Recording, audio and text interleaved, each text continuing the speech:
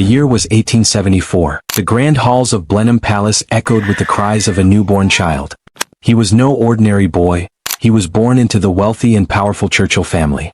His father, Lord Randolph Churchill, was a respected politician, and his mother, Jenny Jerome, was an American socialite.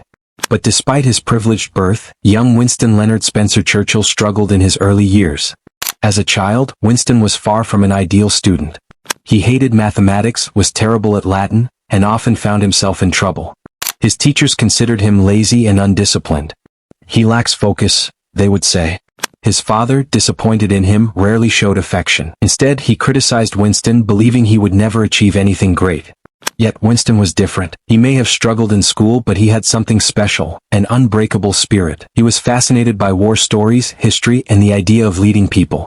He spent hours reading about great military leaders like Napoleon and Duke of Marlborough. He dreamed of becoming a soldier, a leader, a man whose name history would never forget. His first test of resilience came early. At the age of 12, he was sent to Harrow School, where he was bullied by older boys. They mocked his speech, ridiculed his small size, and often played cruel pranks on him. But Winston never let this break him. Instead of giving in, he fought back, not with fists but with his sharp mind and wit. At Harrow, Winston discovered his love for writing and public speaking. He realized that words had power, and he would use them as his greatest weapon. But first, he had to prove himself as a fighter, not just with words but in battle. After years of struggle, Churchill finally found his place in the Royal Military Academy at Sandhurst. His father, who once doubted him, was now slightly hopeful. But fate was cruel. Before Winston could prove himself, his father died at the age of 45. Despite the grief, Churchill threw himself into his military career. As a young officer, he traveled to India, Sudan, and South Africa, participating in various military campaigns. He wrote newspaper articles about his experiences, gaining a reputation as a brave soldier and a talented writer. Then came the turning point. In 1899, during the Boer War in South Africa, Churchill was captured by enemy forces. Many would have lost hope, but not Winston. He planned a daring escape, traveling over 300 miles through enemy territory to reach safety. His story spread like wildfire, and he became a national hero overnight. This was just the beginning. With his newfound fame, he entered politics. In 1900, at the age of 26, he was elected as a member of parliament. But politics was not a smooth road. It was filled with obstacles, betrayals, and failures. Churchill quickly rose in politics, becoming First Lord of the Admiralty in 1911. But his career took a disastrous turn during World War I. In 1915, he planned the Gallipoli campaign, hoping to weaken the Ottoman Empire. Instead, it became one of the biggest failures in British military history. Thousands of soldiers died, and Churchill was blamed. He was forced to resign. The man who had once been celebrated as a hero was now seen as a failure. His enemies mocked him, calling him reckless and irresponsible. Many believed his political career was over. But Churchill refused to accept defeat.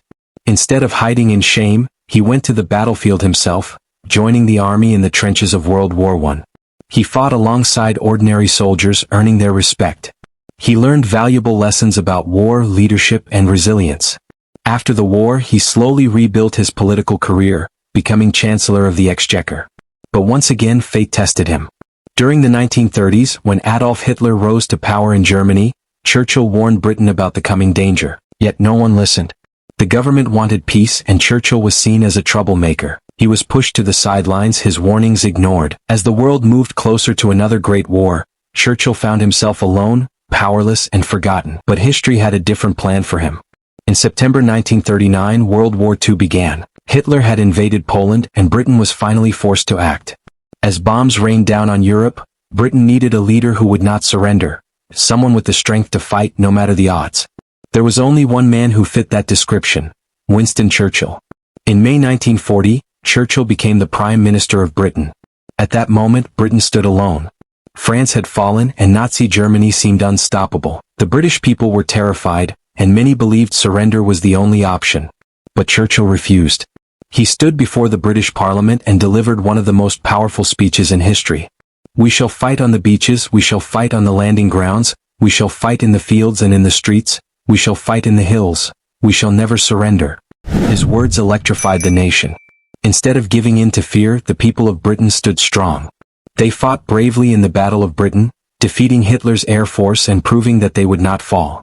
Despite constant bombings, food shortages, and the horrors of war, Churchill never wavered. He formed alliances with the United States and the Soviet Union, bringing together the world's greatest powers against Hitler. Years of struggle followed, but Churchill's leadership never faltered. He inspired soldiers, encouraged citizens, and stood as a symbol of hope. On May 8, 1945, the world finally heard the words they had been waiting for.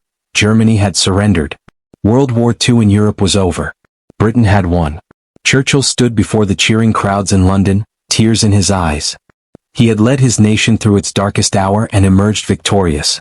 He was a hero not just to Britain but to the entire world. Yet history had one final test for him.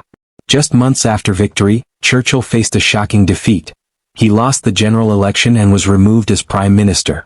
But Churchill never saw this as a true defeat. He continued to serve in politics, writing books and shaping world affairs. In 1951 he was re-elected as Prime Minister, proving once again that he was never truly defeated. In 1953 he won the Nobel Prize in Literature for his writings. He continued to inspire generations with his speeches and wisdom. Even in his final years, he remained a symbol of resilience. On January 24, 1965, at the age of 90, Winston Churchill passed away. His funeral was the largest in British history, attended by world leaders, soldiers, and ordinary citizens who had been inspired by him. But Churchill was never truly gone. His words, his courage, and his unbreakable spirit lived on. Winston Churchill's life was filled with failures, setbacks, and challenges. But what made him great was his refusal to give up. He never let failure define him. He never surrendered to fear. His story is a reminder that true leaders are not those who never fail, but those who rise every time they fall.